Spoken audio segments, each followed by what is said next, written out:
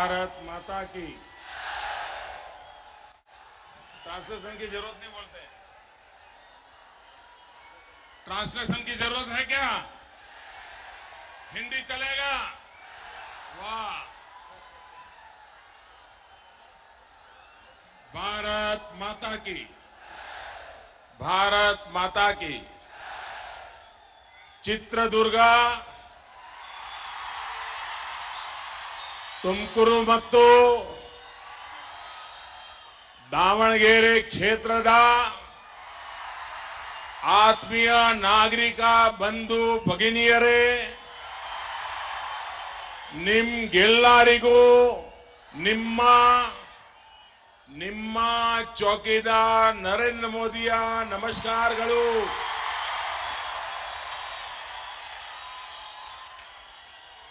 ಎರಡು ದಿನಗಳ ಹಿಂದೆ ನಾವೆಲ್ಲರೂ ಯುಗಾದಿ ಹಬ್ಬವನ್ನು ಸಂತೋಷದಿಂದ ಆಚರಿಸಿದ್ದೇವೆ.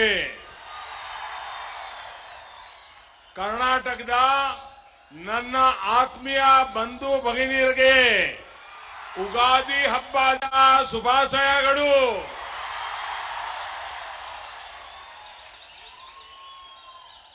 शिव शरणेयरू की धरती पर आने का अपना ही एक सौभाग्य होता है. इस धरती की सभी महान विभूतियों को मैं आदरपूर्वक नमन करता हूं. सिद्धगंगा मठ के सतासयु लिंगैक्य डॉक्टर शिव कुमार स्वामी जी को भी मैं सर झुका करके प्रणाम करता हूं. बंधु भगिनी, कर्नाटका देश के उन राज्यों में है जो हमेशा बीजेपी के साथ पूरी मजबूती के साथ खड़ा रहा है. यही मजबूती आपने बीते 5 वर्षों में इस चौकीदार को दी है. आपके ही भरोसे और विश्वास के कारण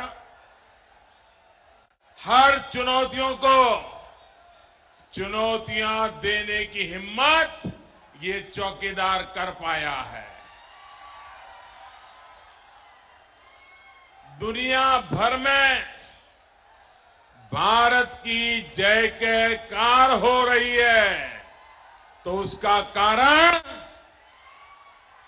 दुनिया में भारत की जय जयकार क्यों हो रही है? किसके कारण? किसके कारण? किसके कारण?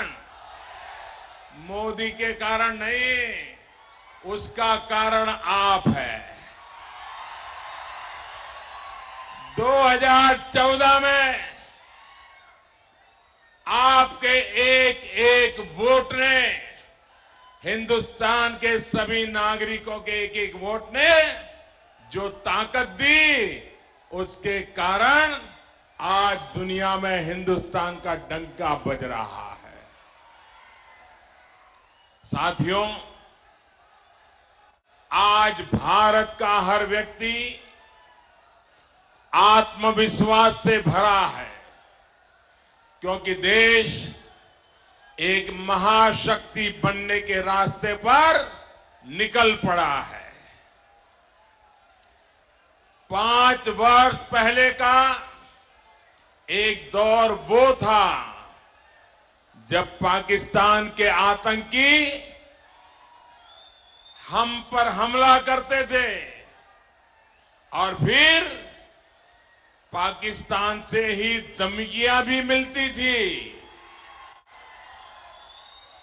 हमारे जाबाज एक्शन के लिए इजाजत मांगते थे, लेकिन तब की सरकार डर करके बैठ जाती थी. इस चौकीदार ने उस स्थिति को बदल दिया है. अब अगर डर है तो डर सीमा के उस पार है। वहां सत्ता में बैठे लोगों को तरह तरह के डरावने सपने आते हैं। आज धमकी देने वाले दुबक गए हैं और बालाकोट के प्रहार से आतंकी खौफ में है। भाइयों और बहनों, आपने देखा कि जब हमने पाकिस्तान के आतंकियों पर प्रहार किया, आपको अच्छा लगा कि नहीं लगा? आप खुश हैं क्या? मैंने सही किया? जब हमने आतंकियों पर प्रहार किया तो दर्द पाकिस्तान को हुआ, लेकिन आंसू हमारे यहां कांग्रेस और जेडीएस उनके साथियों के निकले। पूरी दुनिया भारत के पक्ष में खड़ी हो गई, लेकिन हमारे यहां के महामिलावटी दल पाकिस्तान के बजाय मोदी के खिलाफ निंदा प्रस्ताव पारित कर रहे थे। यहां के मुख्यमंत्री तो एक कदम और आगे बढ़ गए। कहते हैं कि भारत के वीरों के पराक्रम की बात नहीं करनी चाहिए, क्योंकि उनके वोट बैंक को नुकसान होता है। मैं जरा यहां के मुख्यमंत्री को पूछना चाहता हूं कि आपका वोट बैंक भारत में है कि पाकिस्तान में? जरा मुख्यमंत्री जी ये बात को जरा साफ कीजिए, स्पष्ट कीजिए। साथियों, एयर स्ट्राइक की तरह ही इन्होंने अंतरिक्ष में स्ट्राइक का भी मजाक उड़ाया। पूरी दुनिया ने माना कि स्पेस में भारत ने बहुत बड़ी उपलब्धि हासिल की है, लेकिन मोदी विरोध के चक्कर में ये लोग फिर भारत का विरोध करने पर उतारू है, भारत का विरोध कर रहे हैं। भाइयों और बहनों, ये लोग जब खुद सरकार में थे तब वैज्ञानिकों को मिसाइल टेस्ट करने की मंजूरी देने की हिम्मत भी इनके अंदर नहीं थी। लेकिन अब जब भारत ने स्पेस में स्ट्राइक की तो सवाल उठाने वाले सबसे पहले यही लोग चले आए। चित्रदुर्ग के मेरे भाइयों बहनों, ये ना तो जवान का सम्मान करते हैं और ना ही विज्ञान का। जिनको भारत के मान सम्मान की परवाह नहीं, उनको सबक सिखाना जरूरी है।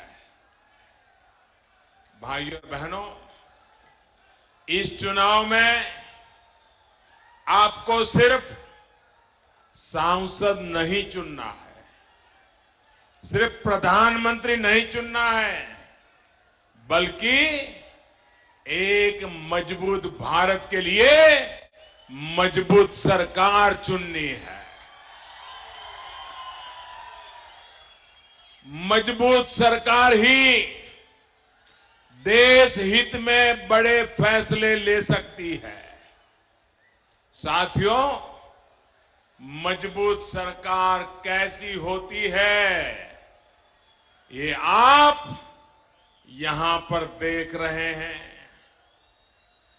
कर्नाटका की सरकार कौन चला रहा है? ये किसी को अंदाज ही नहीं है, क्योंकि दोनों हारे हुए दल सिर्फ सत्ता के लिए, स्वार्थ के लिए उन्होंने जोड़ी बनाई है। इसलिए वो दिन रात इधर वाला भाग जाएगा कि उधर वाला भाग जाएगा, ये कुछ मांगेगा कि वो कुछ मांगेगा, इसको टुकड़ा फेंको कि उसको टुकड़ा फेंको, बस इसी में लगे हैं। जनता को क्या चाहिए ये इनको इसकी परवाह नहीं है। इनकी पूरी कोशिश है कि ऐसी ही महामिलावटी सरकार दिल्ली में बैठे और जिसका रिमोट कंट्रोल 1 दर्जन लोगों के हाथ में हो। क्या आप ऐसी सरकार चाहते हैं? मजबूत सरकार चाहते हैं कि नहीं चाहते हैं? देश में ऐसा प्रधानमंत्री होना चाहिए जिसका हाई कमांड सिर्फ और सिर्फ 130 करोड़ हिंदुस्तानी होने चाहिए। साथियों, वोट के लिए कांग्रेस जाति और संप्रदाय को बांटने का काम करती रही है। यही कोशिश विधानसभा चुनाव के दरमियान उसने की थी। कभी ये लिंगायत समाज को बांटने की कोशिश करते हैं, कभी वोकालिंगा के खिलाफ लोगों को भड़काते हैं। कांग्रेस के अपने नेताओं ने ये स्वीकार किया है कि बेंगलुरु से लेकर दिल्ली तक विभाजन का कैसा खेल खेला जाए।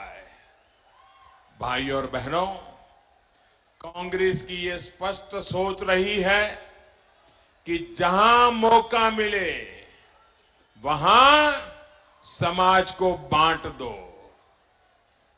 आजादी के समय से ही इनकी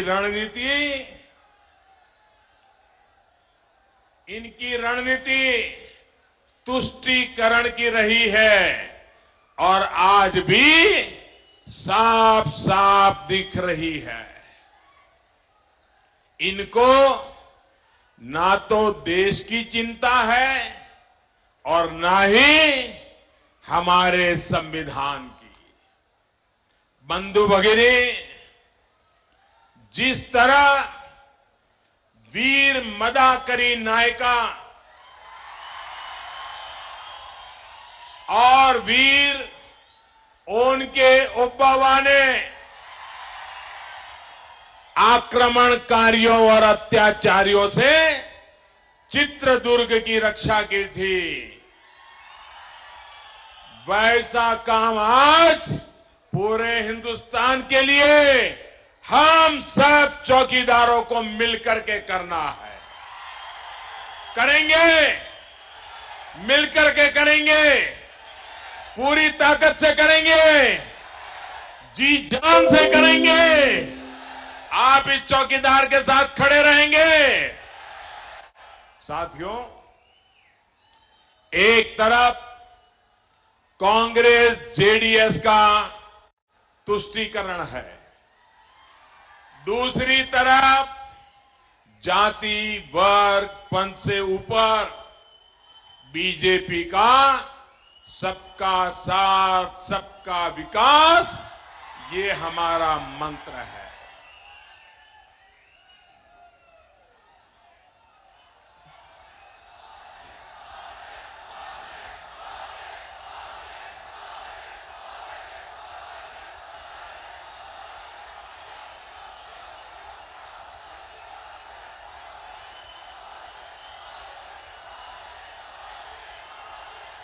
आपका प्यार मेरी सर आंखों पर,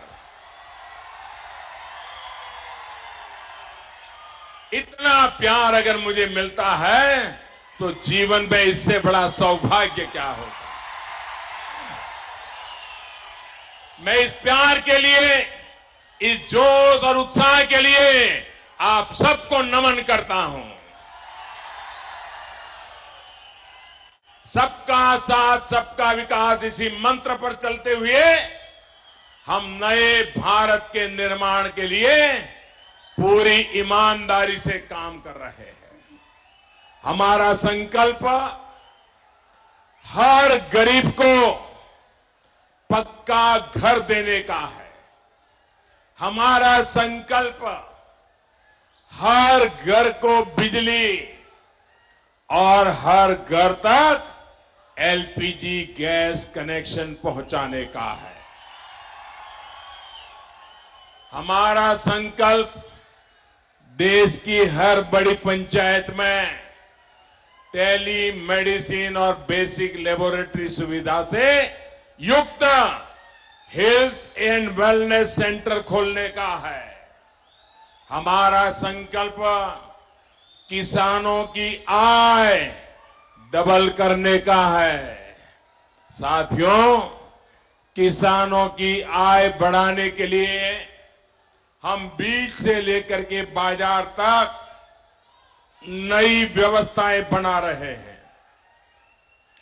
एक तरफ मेगा फूड पार्क, फर्टिलाइजर और इथेनॉल के प्लांट लगाने का काम किया जा रहा है, तो दूसरी तरफ किसानों को सीधी मदद दी जा रही है।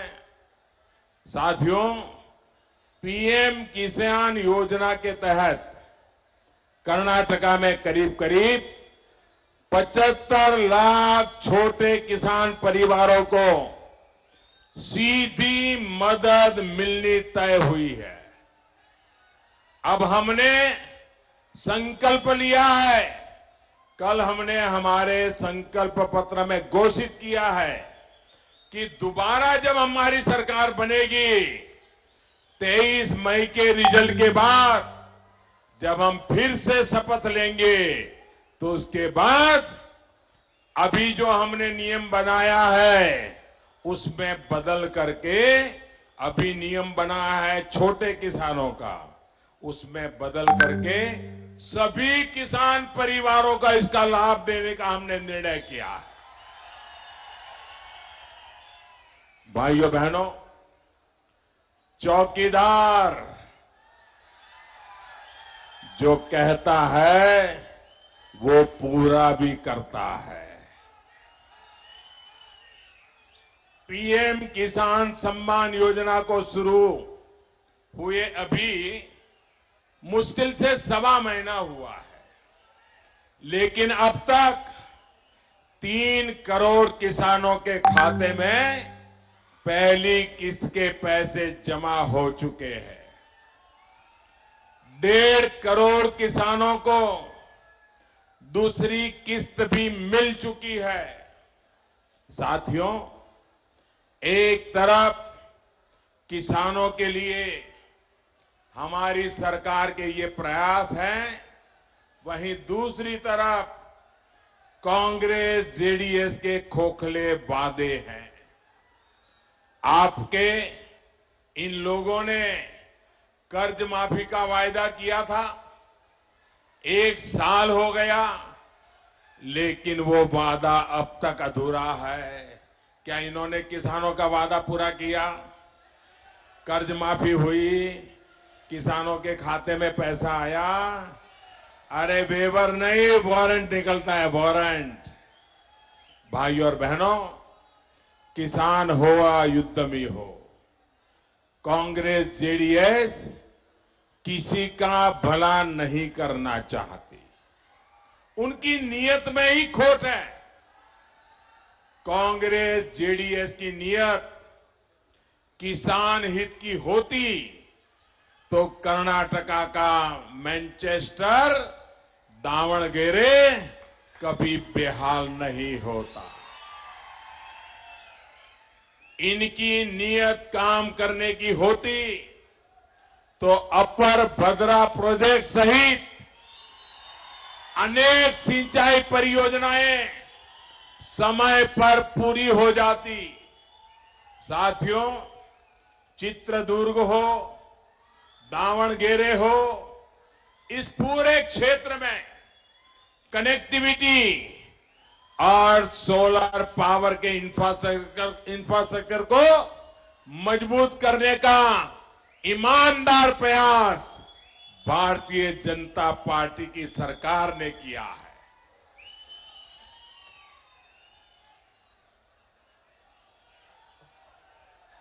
दावणगेरे को स्मार्ट बनाने के लिए, यहां पर्यटन के अवसर पैदा करने के लिए और युवा साथियों को स्वरोजगार से जोड़ने के लिए हम पूरी तरह प्रतिबद्ध हैं। साथियों, कांग्रेस के राज में दशकों तक इस देश के साथ जो अन्याय हुआ, वो हर भारतीय को हर पल याद रखना चाहिए। देश के सामर्थ्य के साथ अन्याय, देश के संसाधनों के साथ अन्याय और देश के सपनों के साथ भी अन्याय।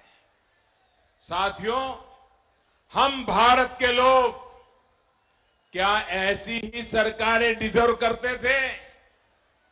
क्या ऐसा ही शासन डिजर्व करते थे जैसा कांग्रेस ने हमें दिया? नहीं, बिल्कुल नहीं। कांग्रेस ने इस देश की चार पीढ़ियों के साथ अन्याय किया है।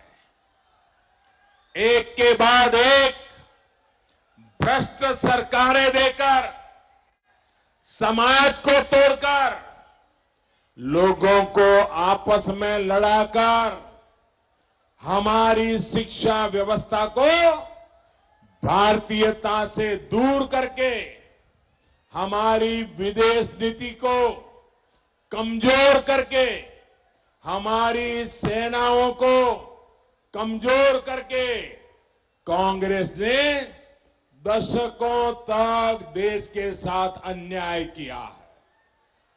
साथियों, बीते 5 सालों में भाजपा के नेतृत्व वाली एनडीए सरकार ने कांग्रेस के इस अन्याय को कम करने का भरपूर प्रयास किया है। तमाम छिपाई हुई फाइलें निकालने के बाद, तमाम भगाए गए लोगों को देश में वापस लाने के बाद, तमाम राजदारों के सामने आने के बाद अब समय आ रहा है जब कांग्रेस से पीड़ित देश को न्याय दिलाया जाए। देश को न्याय मिलना चाहिए कि नहीं मिलना चाहिए? न्याय मिलना क्या चाहिए कि नहीं मिलना चाहिए? ये अन्याय की परंपरा का जवाब मांगना चाहिए कि नहीं मांगना चाहिए? 60 साल तक अन्याय करने वालों को सजा देनी चाहिए कि नहीं देनी चाहिए? भाइयों और बहनों, अब बॉफोर्स घोटाला करने वालों के साथ न्याय होना पक्का है। नेशनल हेराल्ड हाउस घोटाला करने वालों के साथ अब न्याय पक्का है। दिल्ली में सिख दंगा कराने वालों के साथ अब न्याय पक्का है। कॉमनवेल्थ घोटाले करके देश की साख दांव पर लगाने वालों के साथ न्याय पक्का है। 2G घोटाला, पनडुब्बी घोटाला, कोयला घोटाला, कर्ज माफी घोटाला, इन घोटालों से अपने परिवार के लिए अरबों रुपये का भ्रष्टाचार करने वालों के साथ अब न्याय पक्का है। और हां, अब हेलीकॉप्टर घोटाला करने वालों के साथ भी न्याय पक्का है। जेल के दरवाजे इंतजार कर रहे हैं। साथियों, इस चुनाव में आपका आशीर्वाद मुझे कांग्रेस के अन्याय को समाप्त करने में भी मदद करने वाला है। भाइयों और बहनों, 20वीं सदी में जिस कांग्रेस ने अपना भ्रष्ट कल्चर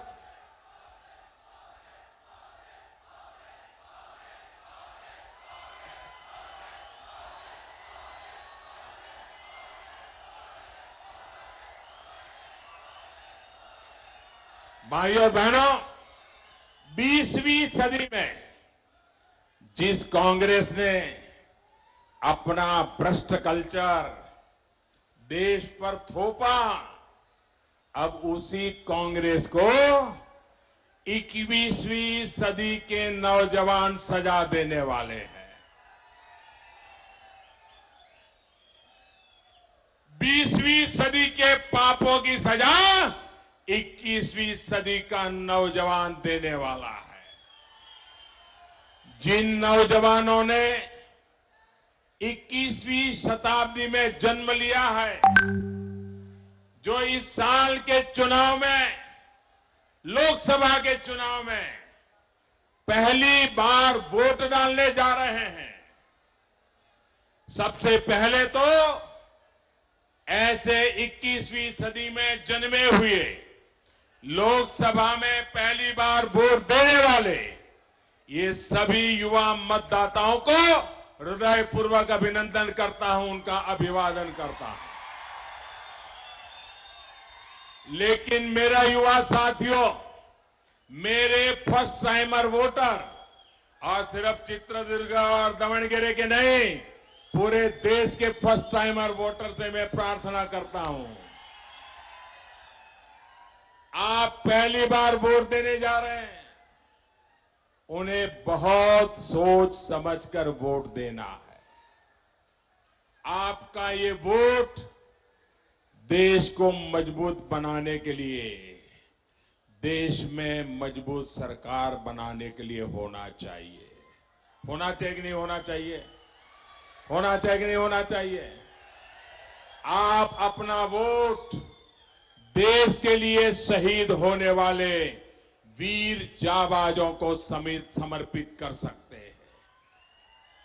आप ये अपना पहला वोट किसी गरीब को उसका घर मिले, इसके लिए आपका वोट समर्पित हो सकता है।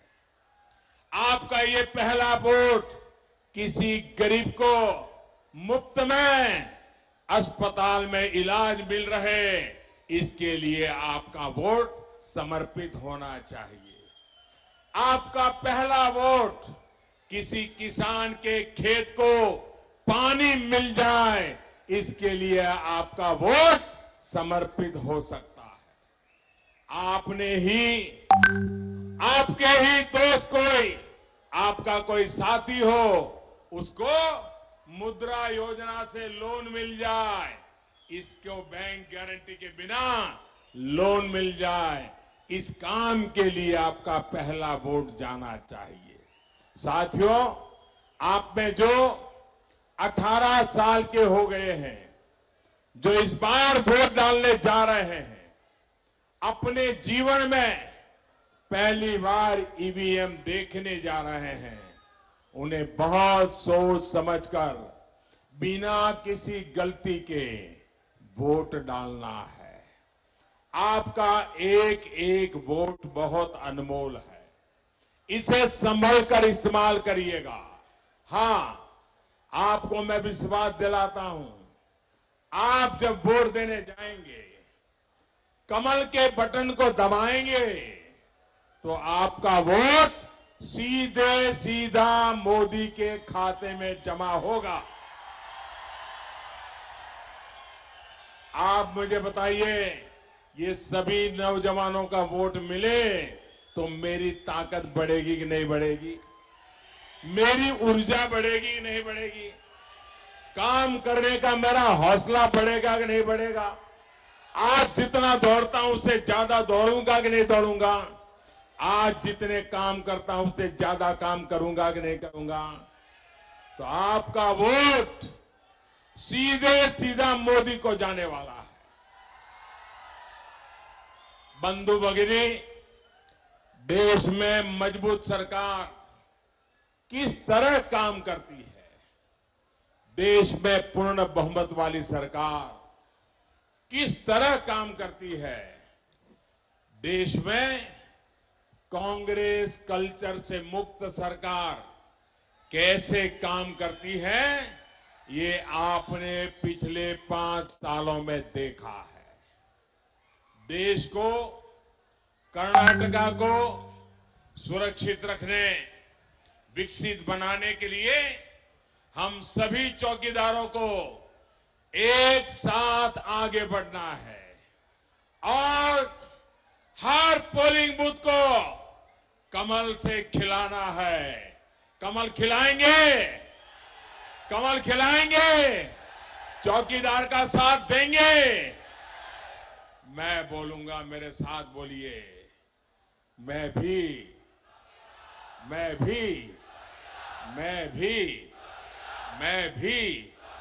नन्ना जोतेयल्ली हेड़ी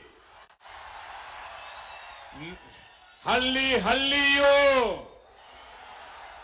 आप बोलिए चौकीदार, हल्ली हल्लियो, नगरा नगरा यल्लावो, मक्कड़ मक्कड़ यल्लारो, हरिहरु कुड़ा, ताई अक्का तंगी, मने मने यल्ली, अलुआ भूमि यल्लो, पार्क नल्लो, देवता अलगड़े, देवता गड़ियल्लो, डॉक्टर इंजीनियर कुड़ा, शिक्षक प्रोफेसर कुड़ा, राइटर जर्नलिस्ट कुड़ा, काले गारनो कुड़ा, रेता कर्मिका कुड़ा, व्यापारी कुड़ा, वकीलरू कुड़ा, विद्यार्थी कुड़ा।